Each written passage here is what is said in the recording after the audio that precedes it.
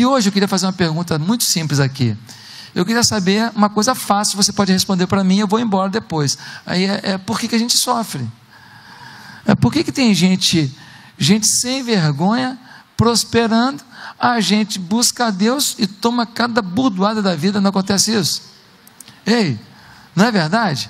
Às vezes você olha para o camarada sem vergonha, safado, corrupto, aí lá, foi promovido, trocou de carro, a casa é mais bonita, hein?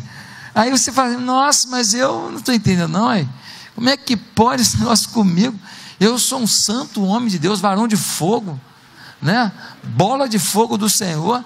Aí, o negócio dando errado para mim, não está justo não. Eu queria pensar com você sobre 3 afirmações sobre a interferência de Deus na nossa vida, a intervenção de Deus na nossa vida, e a gente vai conseguir explicar um pouco melhor isso aí, a partir da vida de um homem que mudou a história de um povo. O nome dele é José. Abra sua Bíblia em Atos, no capítulo 7,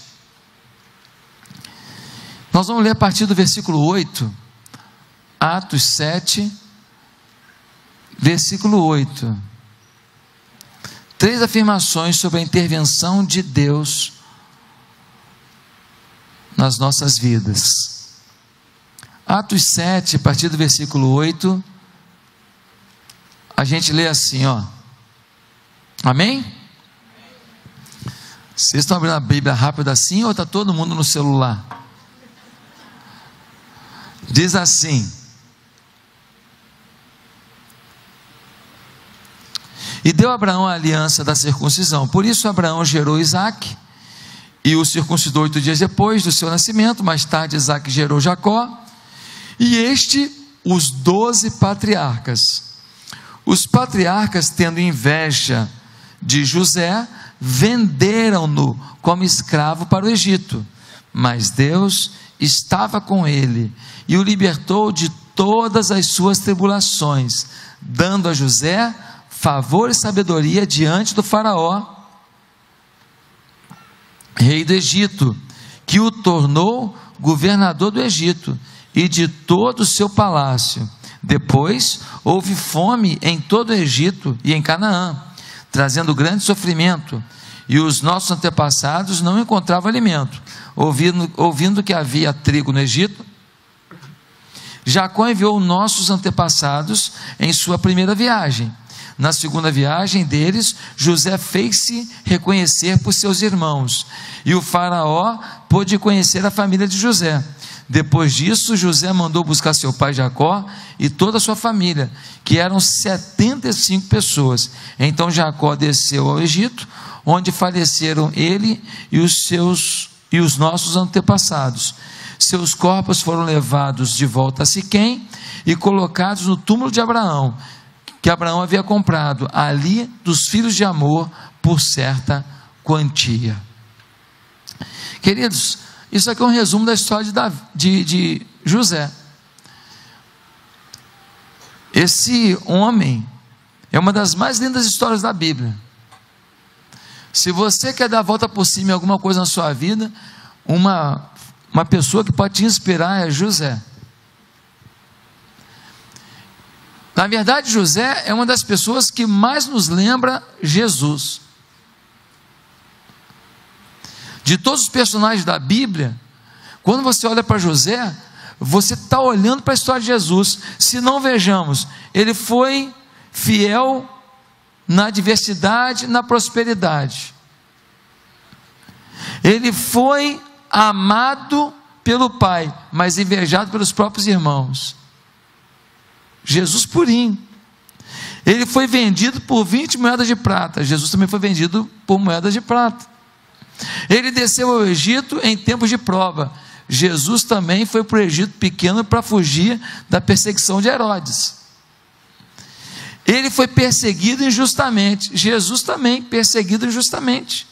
Ele foi abandonado pelo amigo. Ele revelou o sonho de um copeiro que não contou nada para o faraó durante anos. Jesus também foi abandonado por Judas. Ele foi exaltado depois da aflição. Ele se tornou governador do Egito depois de ter sido escravo no Egito. E Jesus, depois de morrer numa cruz, ressuscitou ao terceiro dia. Ele foi o salvador do seu povo. Se José não tivesse no Egito, o seu povo morreria de fome, assim como Jesus é o salvador de toda a humanidade. Se Jesus não estivesse no Pai, nenhum de nós teria a vida eterna. Meus amados irmãos, José é tipo de Jesus. Quando você ouvir falar assim, fulano é tipo de fulano, ou seja, a história dessa pessoa aponta para a história da outra pessoa. A Bíblia é cheia de tipos. Moisés é tipo de Jesus, José é tipo de Jesus. A história dele tem semelhanças muito fortes, que já apontam para a concretização do plano de Deus em Jesus Cristo. Você sabe um pouco da história de José? Você sabe que José, ele era um filhinho querido de Jacó? Pensa num filhinho querido, para você ter ideia de como ele era querido. Os irmãos dele, tudo pegava firme lá no campo, tudo de camisa de manga curta. Ele tinha umas roupas de manga longa. Quem está de manga longa não mete a mão no trabalho. Manga longa é para quem vai ficar só dando um desfile. O pessoal que pegava no campo era manga curta, para trabalhar aqui. Ele era um filhinho querido, muito fiel ao pai, muito leal, muito íntegro. O pai adorava o jeito dele de ser. Só que os irmãos dele ficaram com inveja. Para piorar, ele me tem um sonho, porque ele tem sonhos com Deus. Ele não entendeu naquele momento tudo que Deus estava dizendo, mas ele sonhou, e ele contou o sonho. No sonho, as estrelas se curvavam diante dele, o número de estrelas, o número de irmãos que ele tinha, e também o sol e a lua, o pai e a mãe, todo mundo se curvava diante dele. Os irmãos dele, quando ouviram que ele era o todo-poderoso, o solzão, e eles luminares ao redor dele, nossa, eles ficaram muito revoltados. Esse moleque está achando que é o quê? Um dia, Jacó manda José dar uma olhadinha nos irmãos dele, que estavam trabalhando um pouco distante. Ele vai até lá. Quando os irmãos dele veem José vindo de longe, eles falam, está vindo aí o X9 do papai, está vindo aí o franguinho, está vindo aí o queridinho. E eles pegam José e jogam num buraco, porque na verdade eles queriam matar José. E um irmão disse, não mata não, joga no buraco, a gente pensar melhor. Ele joga ele num buraco, ele fica dentro daquele buraco, e não é um buraco pouco profundo, porque senão ele sairia facilmente. Talvez fosse um poço que estava seco, joga ele lá no fundo, são 7, 8 metros, jogaram ele lá, podia ter quebrado as suas pernas, podia ter quebrado a cabeça. Não pense que é num buraquinho de 3 metros, que ele vai aqui, vai ali, sobe e dá um pulo para fora, não, é coisa profunda. Mas aí alguém tem a ideia de vendê-lo, e ele é vendido para alguns mercadores que estão passando por ali. Ele é levado para o Egito, e você sabe a história. Chega no Egito, ele vai lá, fica numa feira de escravos. O dente está bom, opa, está bom, menino bom, está forte, opa, legal, deixa eu ver aqui, ó, bem bom. E ele é uma mercadoria, ele é comprado por um homem chamado Potifar, que é o líder do exército do Egito. Um homem forte, poderoso, e que também é fazendeiro. E José vai para lá para ser o quê? Peão. Pensa no cara peão. Só que tudo que o peão faz, que é bem feito, faz ele deixar de ser peão.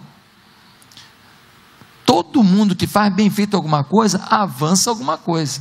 Sempre tem alguém olhando a qualidade com que você faz as coisas. Sempre tem. Quando você vai num lugar e você faz uma pergunta, ele está ali no balcão para te atender, ele te responde, e você fica com medo da forma que ele responde, fique tranquilo, daqui a alguns meses você vai voltar lá, ele pode não estar lá, mas não é porque ele mudou de emprego não, porque foi mandado embora, porque ele não vai crescer na empresa. Por quê? Porque ele faz mal feito o que é requisitado dele, ainda que seja uma coisa simples. Crescer faz parte do ser humano. Todos nós nascemos para crescer. A gente já cresce fisicamente, a Bíblia diz que a gente deve crescer espiritualmente, santificai-vos. Será que financeiramente a Bíblia diz para não crescer? Será que socialmente a nossa influência não é para crescer? Eu não estou falando de ficar milionário, eu estou falando de ter mais influência, eu estou falando de levar mais forte, mais adiante aquilo que Deus faz na sua vida. Isso é plano de Deus para todo mundo. O teu raio de influência tem que crescer. Deus quer que você seja a luz dele no mundo. Se ele quer que você seja a luz, ele não está mandando você ficar apagado. Ele quer que você seja a luz, mas a luz apagada. Ele ia usar outra metáfora. Ele ia falar assim: eu quero que você seja sei lá, eu quero que você seja alguma coisa escondidinha. Eu quero que você seja uma coisa que guarda lá no paiol. Então ninguém vê, fica lá no paiol. Eu quero que você seja o interior de um baú. Ele não falou isso para você não. Ele falou: eu quero que você seja luz. Luz tem que brilhar. Luz tem que irradiar luminosidade, aparecer. Agora olha só que coisa tremenda. Esse José, ele vai prosperando. Aí ele vira o quê? Ele vira agora o coordenador, o organizador, o gerente geral da fazenda. Ele vai prosperando. Aí ele que morava lá na senzala, agora ele está morando aonde? Num quartinho só dele. Tem até uma caminha esperta. Tem agora um frigobar para ele. Botou até ar-condicionado. Ele agora está numa boa. Ele subiu na vida. Ele agora ganha até uma participação nos lucros. Ele já não é nem mais escravo. Ele agora é um empregado. O Potifar trata ele com todo carinho. Ele está avançando na vida. E ele também é um menino, diz a Bíblia, bonitão. Bonitão. Bonitão, sarado. Pegou no pesado, né? Levantou muito supino. Levantando saca de trigo, né? Ficou fortão, bonitão. E esse camarada agora, prosperando, avançando. Potifar, diz a Bíblia, lá no capítulo 39, que Potifar falava assim: tudo que ele faz prospera, o Deus dele é com ele. O Potifar é egípcio, cultura politeísta. Ele ainda não entendeu que existe um só Deus, mas ele olha e fala assim: o Deus mesmo, acho que é o Deus desse menino aí, porque tudo que ele faz prospera. O Potifar está assustado com a graça de Deus na vida desse moço. Aí, quando está tudo indo bem, uma mulher, e a mulher do Potifar, ela volta do spa, tinha colocado um silicone, ela está produzida, ela está se achando. Ela fala: que moleque bonito, que cara inteligente, que garoto atraente. O Potifar está meio esquisito.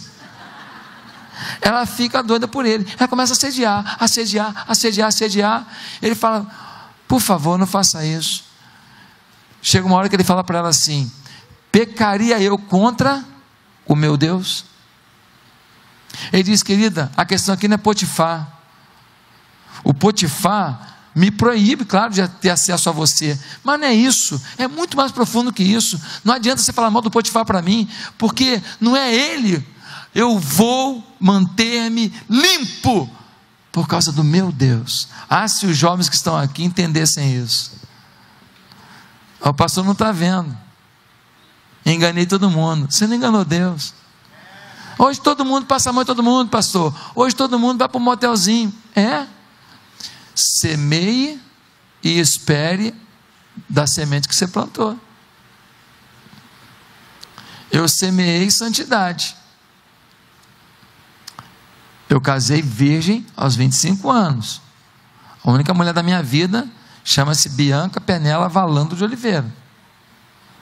Pastor, mas tem cada mulher melhor que ela. Eu não sei, só tem ela, então ela é a melhor do mundo. É a melhor do mundo. É campeoníssima, é Miss, é top. Igual ela não existe, só tem ela. Você tem que pensar no que você está semeando. Eu não vou ficar com fiscal, espião atrás de você não. Agora Deus não precisa mandar ninguém atrás. Ele te ama e te vê. Eu sei que tem muita igreja que você não precisa ouvir isso. Eu sei que tem muitos lugares que você não precisa ouvir isso. Talvez seja bem confortável para você não ouvir isso. Mas eu acredito que você vai falar para mim hoje o que uma pessoa que estava vivendo um erro na vida me disse um dia. Ele falou assim: pastor, nunca pregue o que eu quero ouvir. Pregue o que eu preciso ouvir. Amém? Alguém pode dar uma salva de palmas para Jesus? Amém? Para Jesus.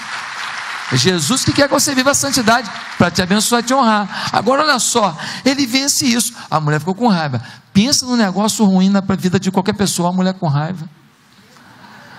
Cara, o cachorro com raiva tem jeito, o leão com raiva, o urso com raiva, um rinoceronte com raiva tem jeito, o jacaré se negocia.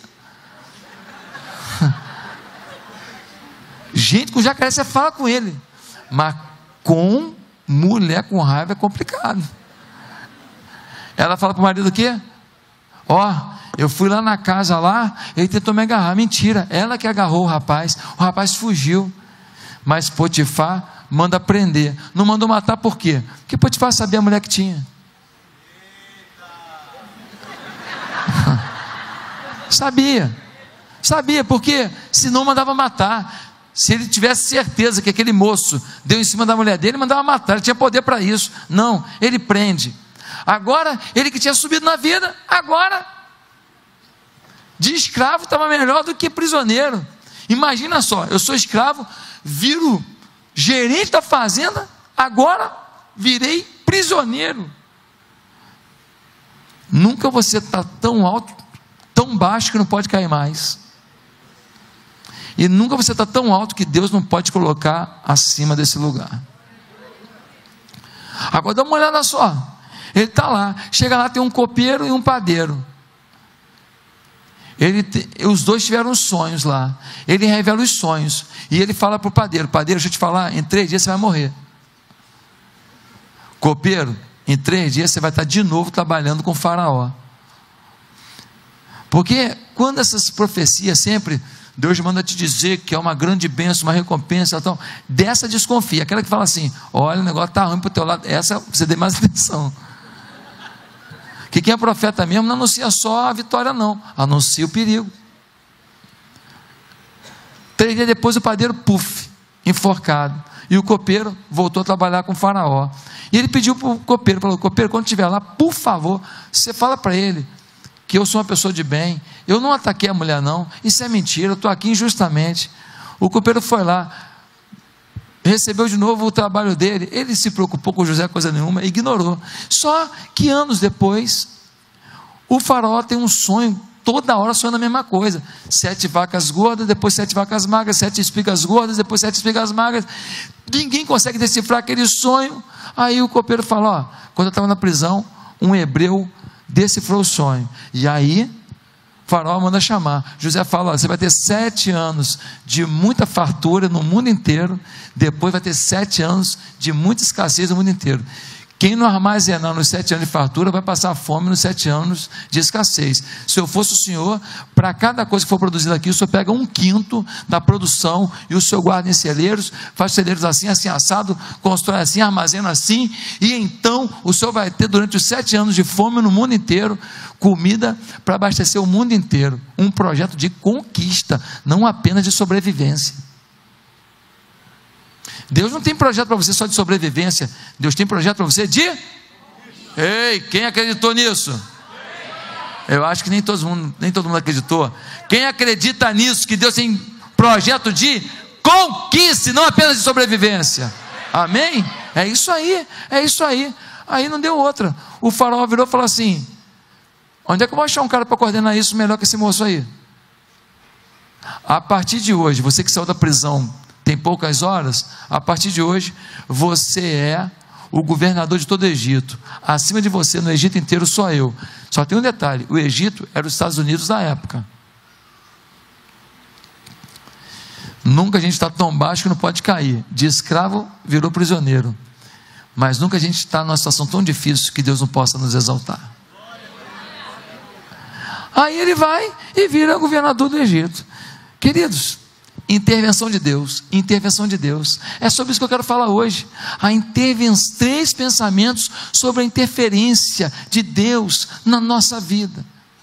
E a primeira coisa que eu quero afirmar é o seguinte: Deus não livra um filho de promessas, de problemas, mas Deus sempre permanece ao lado do seu filho no meio dos problemas.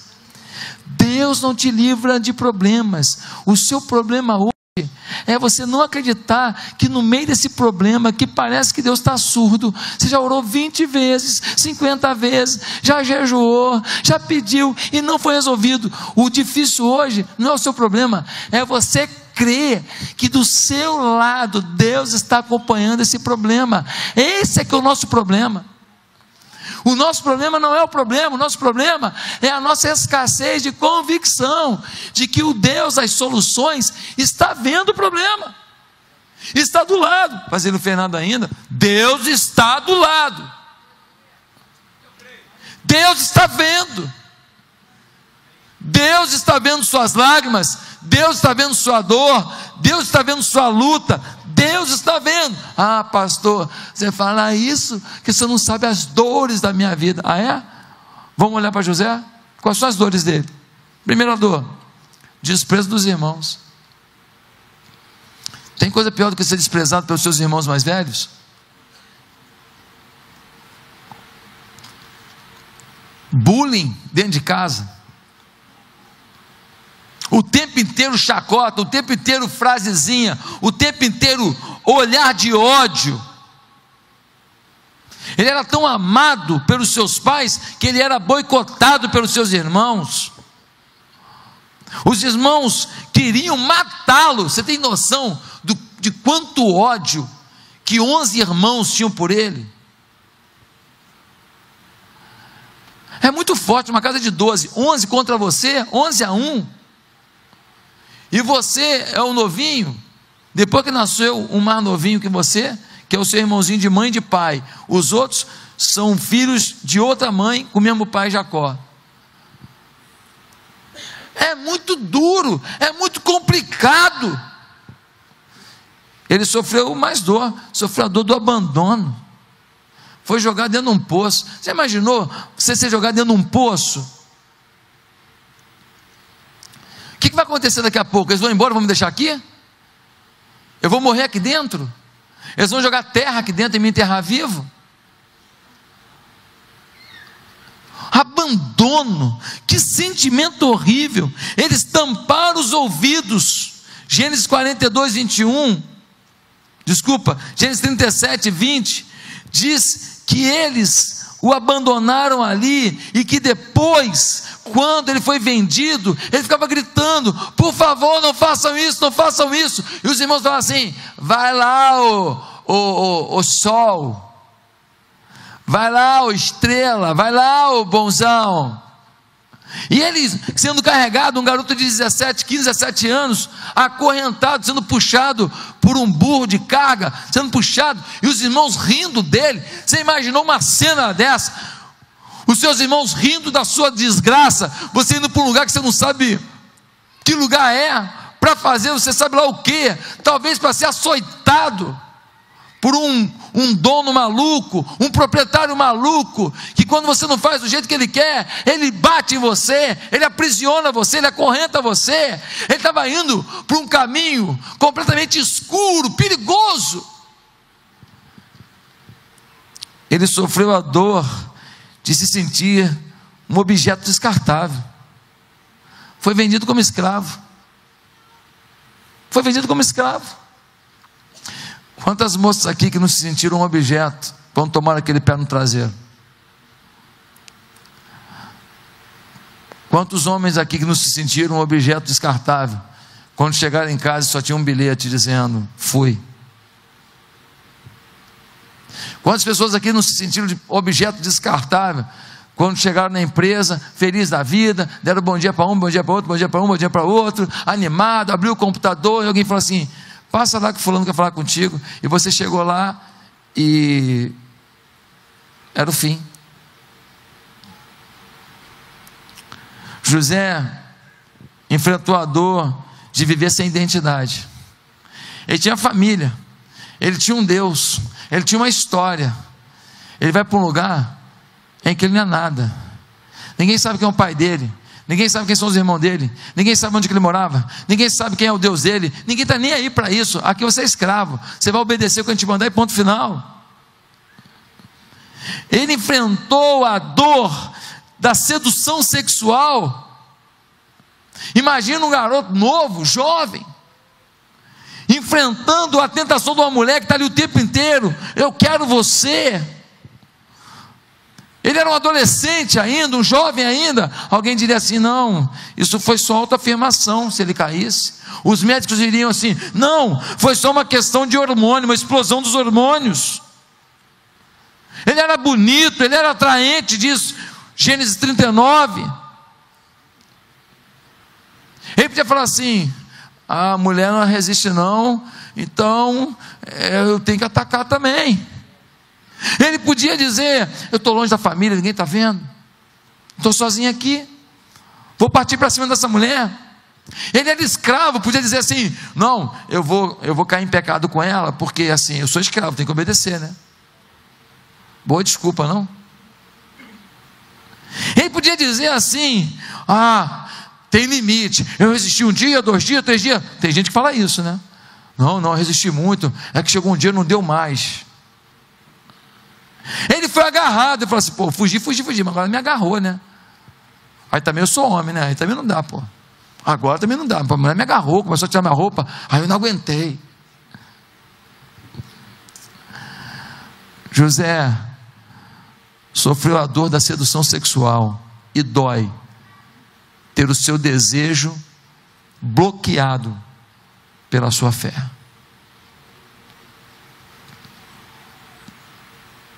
José suportou a dor da demora de Deus.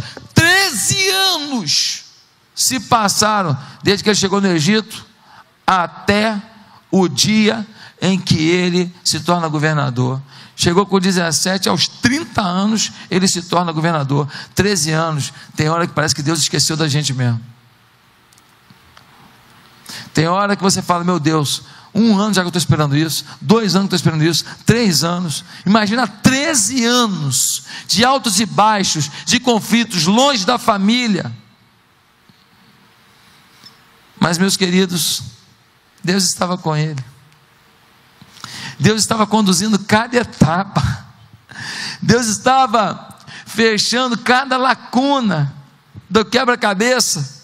Deus estava montando um quadro histórico que nos abençoaria. Deus tinha projetos, Deus tinha planos. Enquanto você está aqui enfrentando isso, neste nível, no andar de cima, Deus está fazendo os projetos sobre você.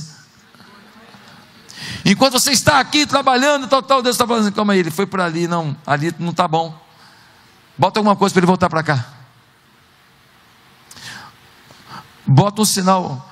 Aí o anjo Gabriel fala: mas Deus, eu botei esse sinal 3 vezes, ele não lê. Então dá um tapa nele e empurra para ele voltar para o lugar, para ele voltar para o eixo. Deus estava com ele, Deus estava no controle. Em 13 anos, de escravo a governador do Egito. Quando passamos pelo vale da sombra da morte, a Bíblia diz que ele está conosco. Quando a gente cai numa fornalha de fogo ardente na vida, a Bíblia diz que o anjo do Senhor está com a gente na fornalha. Foi assim com os amigos de Daniel. Quando alguém nos joga numa cova de leões, um ambiente de trabalho horrível, cheio de leões, a Bíblia diz que o anjo do Senhor veda a boca dos leões. Você tira um cochilo gostoso na juba do leão, e no dia seguinte o rei te tira da cova para te exaltar. Meus amados irmãos, primeiro pensamento sobre a intervenção de Deus é que Deus não livra um filho de problemas, mas o nosso grande problema não é o problema.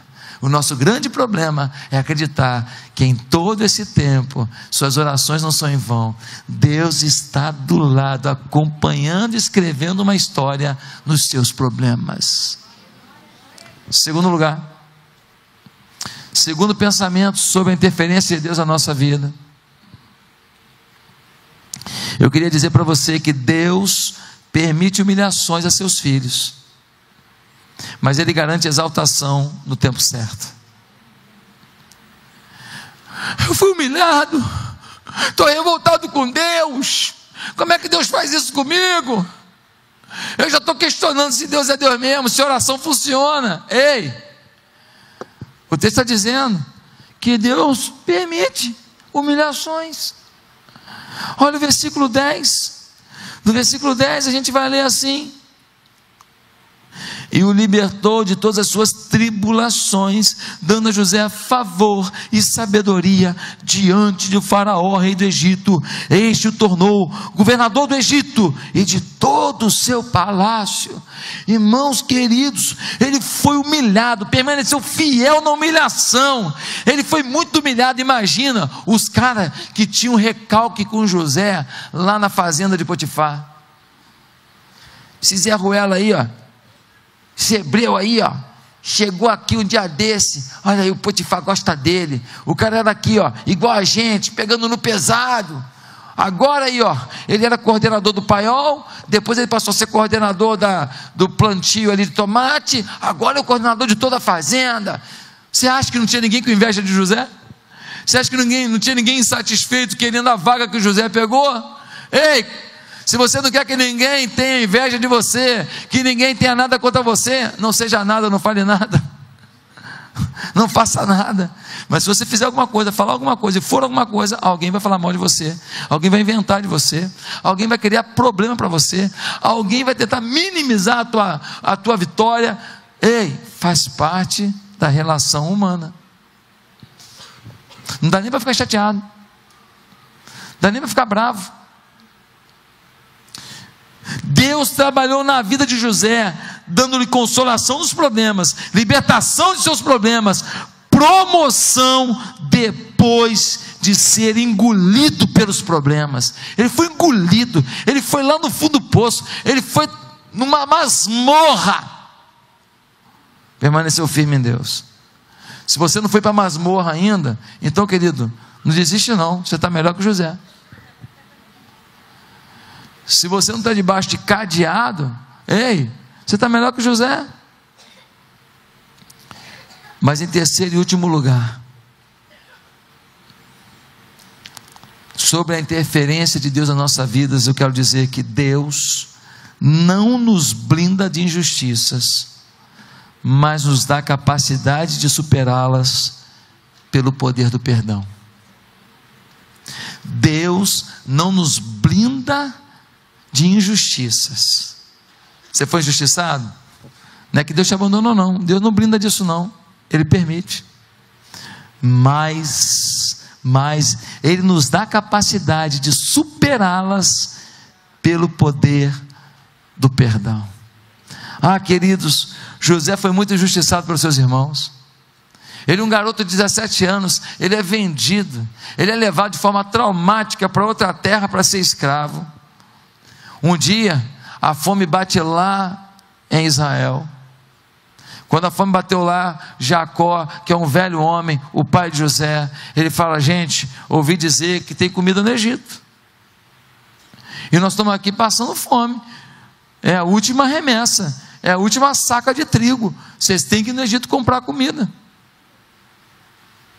E eles vão no Egito. Quando chegam lá, eles estão passando, José que está lá na posição dele, coordenando aquilo tudo, o mundo inteiro indo no Egito comprar. Imagina isso, você coordenar uma nação que está sendo o paiol do mundo, o mundo inteiro tendo que ir comprar no Egito, e o Josézão lá, tal. Só que ele está com roupa de egípcio, maquiagem de egípcio, cobertura na cabeça de egípcio, e ele agora está comendo bem como egípcio. Ele engordou, ele cresceu, ele incorporou, ele agora tem 30 anos, não tem mais 17, os seus irmãos não têm nem coragem de olhar muito para ele, com medo, não reparam quem ele é, mas ele reconheceu os irmãos, reconheceu, e ele não se revela, não diz quem ele é no primeiro momento, mas eles têm que voltar no Egito para comprar mais comida, e quando eles voltam no Egito, José os leva para o encontro, e no capítulo 45 de Gênesis, no versículo 5, nós lemos José dizendo assim: agora pois, meus irmãos, não vos entristeçais, nem vos irriteis contra vós mesmos por me haverdes vendido para aqui, porque para a conservação da vida Deus me enviou adiante de vós.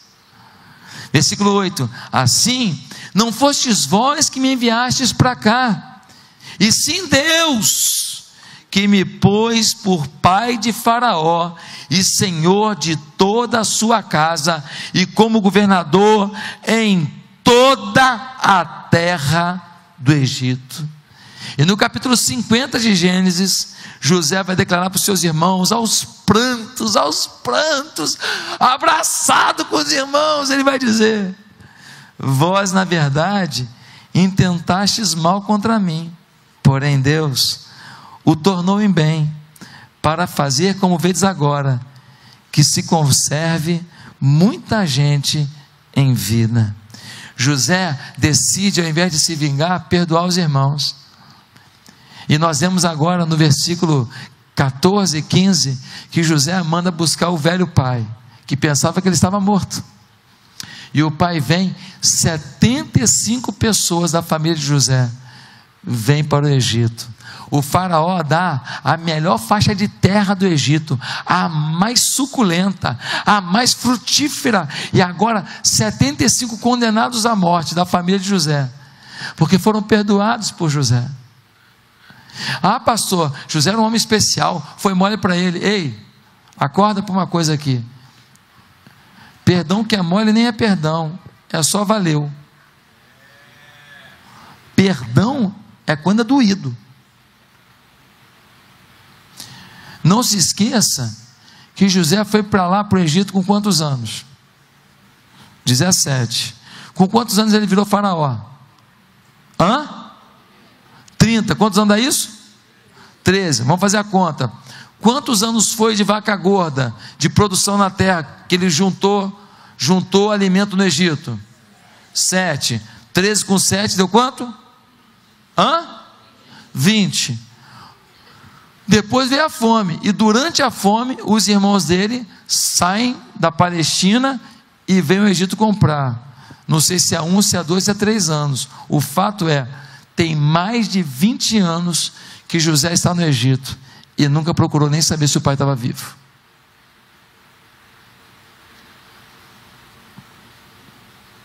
Tinha mágoa ali, meu irmão. Tinha dor ali. José não queria nem saber se o pai estava morto, porque ia doer demais. O José não queria nem saber se aquela cambada de miserável estava vivo, porque ia doer demais também. Mas quando ele está lá no Egito, ele decidiu fazer um negócio aqui. Ele tem um primeiro filho e ele bota no filho um nome perdoador: Manassés. Ele está dizendo: olha, Deus me tratou aqui, Deus tinha propósito aqui. O nome do primeiro filho dele é uma declaração de que Deus está no controle. Não preciso ter raiva e vingança para ninguém. Meus amados irmãos, ele sustenta seus irmãos e seu pai, e paga o mal, seus irmãos e seu pai, ele paga o mal com o bem. 2 conclusões finais. Câmeras em mim. Primeiro, a vida tem altos e baixos. Se acostume com isso, só não perca a fé. Segunda conclusão: independente do alto ou do baixo, Deus continua do lado, e o final da história é te fazer vencedor. É isso que a Bíblia me ensina, é isso que eu quero viver, é isso que você precisa viver. Curva a sua cabeça nesse momento, e eu quero perguntar: tem alguém aqui que nessa noite foi tocado por Deus,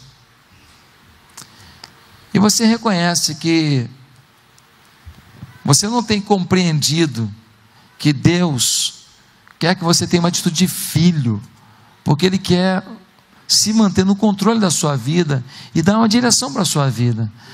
Deus é um pai. Agora, se você não quiser ser filho, meu filho, nem Deus vai forçar a barra. Quando você é filho, Deus está no controle, Ele cuida de você. Pastor, mas eu estou sofrendo. Eu sei, Ele está vendo.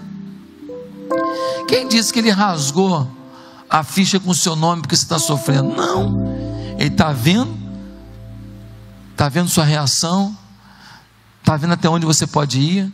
Está vendo o quanto você aguenta de uma tentação, de um repúdio, de uma expulsão de casa, de uma acusação fraudulenta, de um desprezo, de ser tratado como objeto, de ter medo. Imagina o medo que José sentiu. Talvez você hoje diga: pastor, eu não tenho tido uma atitude de filho. Será que é por isso que eu não consigo sentir o controle do pai? É bem provável. Às vezes você está na igreja, mas você está agindo como servo. Só que Jesus um dia disse para os seus discípulos: já não vos chamarei servos, mas amigos, porque eu estou revelando a vocês coisas que não se fala apenas a um servo. Deus tem uma paternidade na tua vida incrível. Pastor, mas eu já errei muito. É, legal. Deus não está nem lembrando mais, já te perdoou. Você está lembrando por quê? Porque você tem mania de mexer em casa velha, hein? Porque você tem mania de procurar papel em baú velho, se Deus tem contratos novos em papel limpo na sua frente. Por que você quer usar um carro sem motor, enferrujado, se Deus pode te dar um jato hoje? Por que remoer as dores da vida, se a declaração de Deus é: alegrai-vos, alegrai-vos, alegrai-vos, ei, alegrai-vos, celebrai, celebrai. Toda hora a Bíblia fala isso, toda hora, manda assim, ó, vai curtir, vá curtir. Por que declarar que a sua identidade agora é a sua dor? Aprenda com José. Libere perdão para quem te ofendeu. Libere perdão para você mesmo. E viva a alegria desse momento. Senão o teu passado vai acabar com o teu presente e você nem vai ter futuro. Quem hoje quer entregar a vida a Jesus de todo o coração, fala assim: eu quero viver isso com Jesus, eu quero pedir perdão dos meus pecados, eu quero que Ele seja Senhor da minha vida. Se você quer isso hoje, aonde você está, você vai repetir comigo uma breve oração. Diga assim: aonde você está, se você quer começar uma nova vida com Jesus, diga assim: Santo Deus, nessa noite eu quero começar uma nova vida com Jesus. Eu quero essa vida de esperança, mesmo na luta, mesmo na dor, sabendo que o meu Deus não me desampara, Ele está no controle. Eu me entrego ao Senhor, e é no nome de Jesus que eu oro, com perdão dos meus pecados, e reconhecendo que Jesus é a salvação. Em nome de Jesus, amém.